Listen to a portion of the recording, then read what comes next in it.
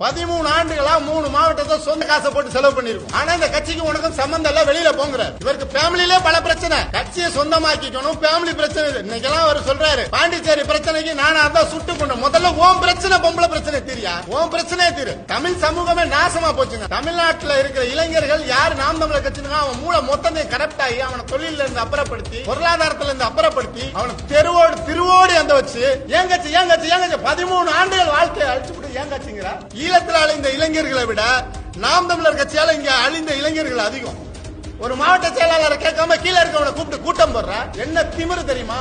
எல்லாம் சின்ன பயிலுங்க, நம்மள என்ன பண்ணி போடுவாங்க, நம்ம வாய் இருக்கு எப்படி வேணாலும் வடை சுட்டு போடலாம் அப்படிங்கிற திமிரு. பணம் வசூலிக்கிறதுலே தான் குறியா இருக்கு. சின்னத்தை கூட பாதுகாக்க முடியல. 2021 மே மாசம் தேர்தல் ரிசல்ட் வருது.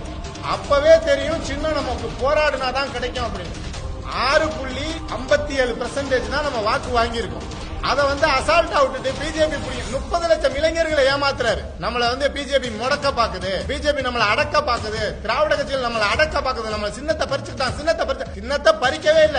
அதை விட்டுவிட்டு நான் அந்த நிதி வசூலிச்சேன், மக்கள் வெள்ளத்துல இருந்தேன். மக்கள் வெள்ளத்துல இருக்கிறதுக்கும் ஒரு சிஸ்டத்தை பாக்குறதுக்கும், மக்கள் வெள்ளத்துல இருக்கும் போது உன்னால திரள் நிதி கேட்க முடிஞ்சது. சின்னத்தை பிஜேபி பறிச்சுக்கிட்டு சொல்ற காரணம் என்ன தெரியுமா? உள்கட்டமைப்பே இல்ல, உள்கட்டமைப்பை கட்டமைக்க விடுறதுல. என்னைக்கு தேமுதிமுகவுல இருந்து 5 பேர் போய் ஏடிஎம்கேல சேர்ந்தாங்களோ அன்னையில இருந்து நம்ம கட்சியில இருந்து நம்ம ஒரு எம்எல்ஏ ஆக்குனா கண்டிப்பா போயிடுவோம்.